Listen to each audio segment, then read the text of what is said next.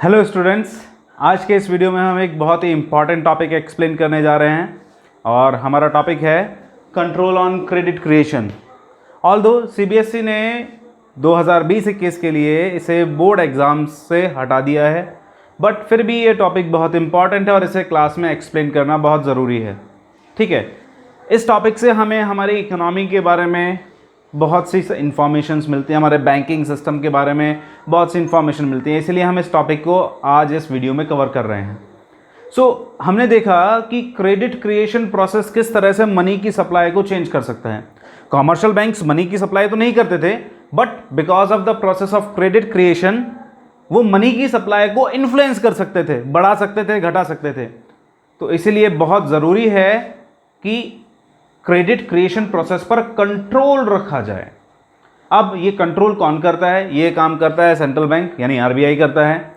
और किस तरह करता है? Through the policy of monetary policy. किसके थ्रू? मॉनेटरी पॉलिसी के थ्रू करता है। मॉनेटरी पॉलिसी क्या होती है, अब इसकी बात करते हैं। Monetary policy is the policy of RBI और central bank in which RBI changes the money supply and interest rates. RBI क्या करता है? चेंज करता है किस चीज को? मनी सप्लाई और इंटरेस्ट रेट्स को। And through that try to achieve main objectives like economic control on economic fluctuations, economic fluctuations पर कंट्रोल, एंड ग्रोथ प्रोसेस को क्या करना? इंक्रीज करना, ग्रोथ प्रोसेस को बढ़ाना, इकोनॉमी में स्टेबिलिटी लाना और ग्रोथ एंड डेवलपमेंट प्रोसेस को बढ़ाना। इस तरह के ऑब्जेक्टिव्स को अचीव किया जाता है किसके माध्यम से? मॉनेटरी पॉलिसी के माध्यम से। तो मॉनेटरी पॉलिसी कैसे काम करती है, इसके लिए हम यहाँ पर हमें नज़र डालनी होगी इंस्ट्रूमेंट्स या टूल्स पर। तो मॉनेटरी पॉलिसी के जो टूल्स हैं उन्हें ब्रॉडली हम दो कैटेगरीज में डिवाइड कर सकते हैं। Number 1, quantitative tools. Quantitative tools का मतलब होता है वो टूल्स जो मनी की सप्लाई को क्या करते हैं? बढ़ा सकते हैं या घटा सकते हैं। इट मीन्स जो वॉल्यूम ऑफ मनी सप्लाई को चेंज कर सकते हैं, या तो बढ़ा सकते हैं या घटा सकते हैं। ऐसे टूल्स को हम बोलेंगे क्या? Quantitative tools. अब हमारे सिलेबस में दिया हुआ है एक बैंक रेट, ये क्वांटिटेटिव टूल है। लीगल रिजर्व रिक्वायरमेंट, LRR बोलेंगे इसे शॉर्ट में। Then open market operations, then repo, repurchasing option rate, and then reverse repo. ये हमारे क्वांटिटेटिव टूल्स हैं जो हमें इस चैप्टर में इस मॉनेटरी पॉलिसी के अंतर्गत पढ़ने हैं। देन आ जाता है हमारा qualitative tool. Qualitative tools means all those tools which do not change the volume of money supply. Economy में कितनी मनी की सप्लाई हो रखी है, उस क्वांटिटी को, उस वॉल्यूम को चेंज नहीं करेंगे, but these tools can change the direction of money supply.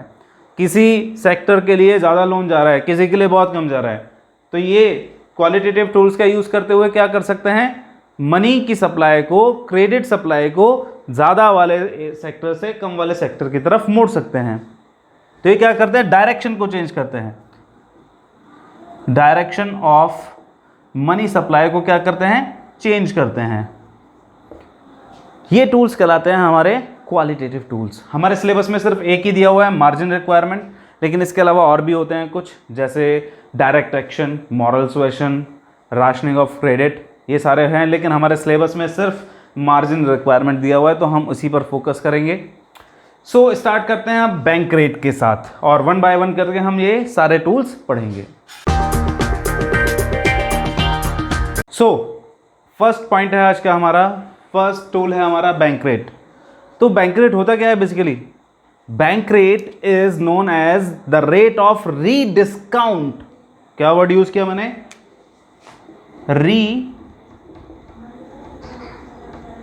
Rediscount. ये क्या होता है? अब सपोज कीजिए, मैं एग्जांपल के द्वारा समझाता हूं। मान लेते हैं मैं एक बिजनेसमैन हूं, मुझे कुछ पैसों की आवश्यकता है, मैं बैंक के पास जाता हूं और अपने कुछ सिक्योरिटीज बैंक को सेल कर देता हूं। मान लेते हैं 100 रुपए की सिक्योरिटीज मैं क्या कर रहा हूं?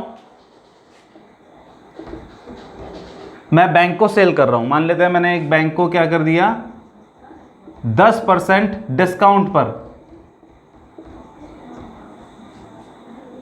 10% के डिस्काउंट पर मैंने उसे सेल कर दिया। यानी बैंक क्या करेगा, 100 रुपये पर 10 रुपये डिस्काउंट लेगा, और जब मैं उसे दोबारा लेने जाऊंगा तो बैंक मुझे 100 रुपये की सिक्योरिटी के बदले में 90 रुपये दे देगा। लेकिन समझिए कि अब कॉमर्शियल बैंक जिसके पास मैंने अपनी सिक्योरिटीज सेल की थी, अब उसे पैसों की आवश्यकता बढ़ जाती है, तो वो क्या करेगा, आरबीआई को ये सिक्योरिटीज दोबारा डिस्काउंट पर सेल क्या करेगा, बेच देगा। क्या करेगा वो, जैसे 10% का डिस्काउंट मुझे दिया गया था, अब कॉमर्शियल बैंक क्या करेगा, आरबीआई को यही सिक्योरिटीज, ये वाली सिक्योरिटीज क्या करेगा, सेल करेगा। कहां पर, दोबारा डिस्काउंट पर।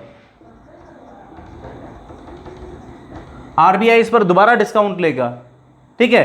तो यहां पर क्या हो रहा है, दूसरी बार डिस्काउंट, यानी दूसरी बार क्या किया जा रहा है, उस पर कुछ चार्ज लिया जा रहा है, इसीलिए यहां इसे बोला जाता है री डिस्काउंट रेट। डिस्काउंट का मतलब है यहां पर कुछ इंटरेस्ट की फॉर्म में बैंक चार्ज लेगा, और वैसे ही बैंक से कुछ चार्ज लेगी फिर आरबीआई।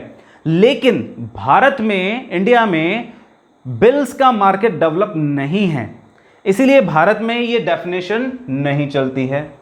भारत में जो इसकी डेफिनेशन चलती है वो है the interest rate at which RBI lends money to commercial banks.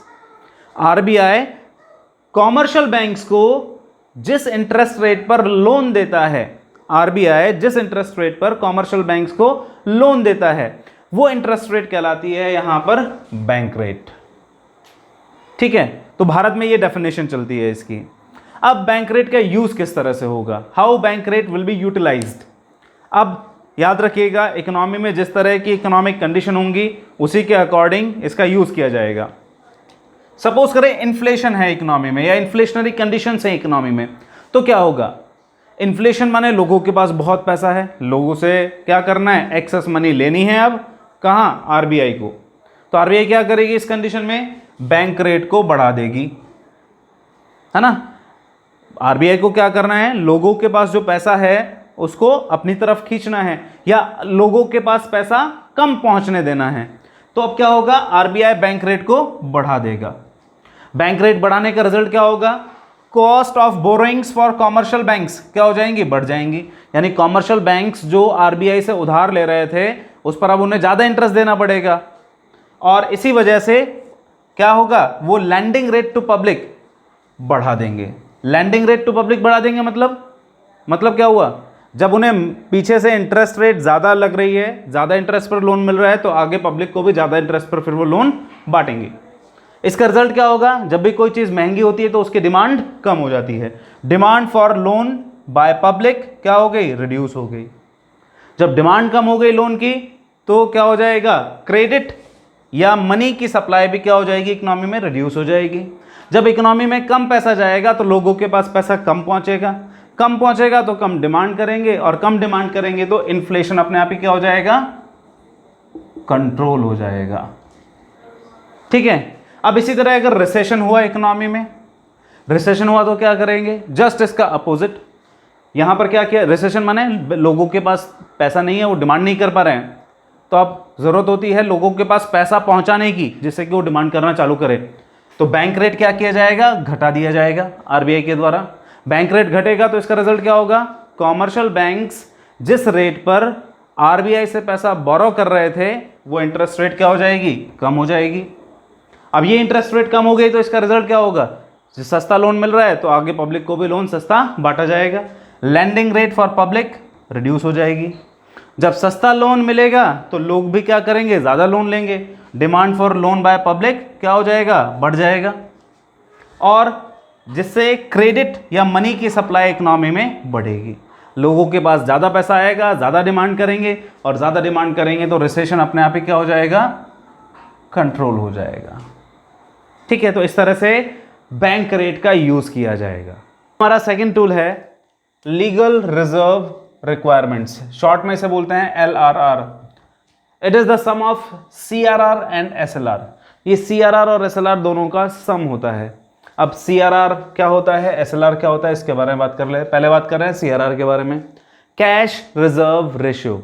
CRR means cash reserve ratio, the ratio of bank's total net deposits that every commercial bank has to keep with RBI in the form of cash only. यानी बैंकों की जो net total deposits हैं उनका वो part जो हर एक commercial bank को आरबीआई के पास जमा कराना पड़ता है इन द फॉर्म ऑफ कैश। जैसे इस समय प्रेजेंट में चल रहा है 3%, ठीक है। ऐसे ही अब दूसरा है एसएलआर। एसएलआर को बोलते हैं statutory liquidity ratio. It means part of the ratio of banks total deposit, bank की टोटल डिपॉजिट का वो part that every commercial bank has to keep with itself, bank को अपने ही पास रखना पड़ेगा in the form of cash और any other liquid asset. Liquid asset माने जिसे जल्दी से जल्दी कैश में कन्वर्ट किया जा सके। तो बैंक की टोटल डिपॉजिट्स का वो पार्ट जो बैंक को अपने ही पास रखना है कैश या किसी भी लिक्विड फॉर्म में, ये कहलाता है स्टैच्यूटरी लिक्विडिटी रेशियो। प्रेजेंट में ये 18% चल रहा है, ठीक है। तो इस तरह से दोनों सीआरआर और एसएलआर दोनों मिलकर हो जाते हैं हमारे 21%, ठीक है। तो ये दोनों मिलकर हो जाते हैं 21%। अब इनका यूज कैसे किया जाएगा? इन दोनों का यूज लगभग सेम तरह से होता है, इसलिए हम दोनों को सेम पढ़ रहे हैं, यहां पर एक साथ पढ़ रहे हैं। Use of LRR during inflation, inflation के समय एलआरआर का कैसा यूज किया जाएगा? तो एलआरआर का यूज इन्फ्लेशन में, है ना। अब इन्फ्लेशन जब होता है, हम बता चुके हैं बार बार इसे कि लोगों के पास बहुत पैसा होता है, ऑलरेडी डिमांड कर रहे होते हैं। अब लोगों की डिमांड कम करवानी है, उनके पास कम पैसा पहुंचने देना है, तो क्या किया जाएगा? आरबीआई के द्वारा एलआरआर को बढ़ा दिया जाएगा। एलआरआर बढ़ेगा यानी सीआरआर और एसएलआर, इसे जैसे 3% से बढ़ाकर 4% कर दिया, इसे 18 से बढ़ाकर 19% कर दिया, इस तरह से एलआरआर बढ़ा दिया जाएगा। एलआरआर बढ़ने का रिजल्ट क्या होगा? कॉमर्शियल बैंक्स को अब ज्यादा रिजर्व्स रखने पड़ेंगे। Commercial bank has to keep more reserves, ज्यादा रिजर्व्स रखने पड़ेंगे, ठीक है। जब ज्यादा रिजर्व रखेंगे तो funds available for lending to public, less funds available for lending, लोगों को उधार देने के लिए बैंकों के पास पैसा कम बचेगा, जिससे क्रेडिट या मनी की सप्लाई इकोनॉमी में क्या हो जाएगी? रिड्यूस हो जाएगी। अब रिसेशन के समय या डिफ्लेशन के समय जस्ट अपोजिट होगा इसका। क्या? एलआरआर घटा दिया जाएगा।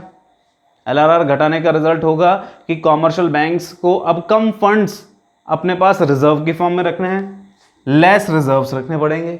जब कम रिजर्व्स रखने पड़ेंगे तो इसका रिजल्ट क्या होगा कि ज्यादा फंड्स अवेलेबल होंगे पब्लिक को लोन देने के लिए, more funds available for lending to public, public को उधार देने के लिए ज्यादा फंड्स अवेलेबल हैं। जब ज्यादा लोन दिया जाएगा तो सप्लाई ऑफ क्रेडिट या मनी क्या हो जाएगी? इकोनॉमी में बढ़ जाएगी।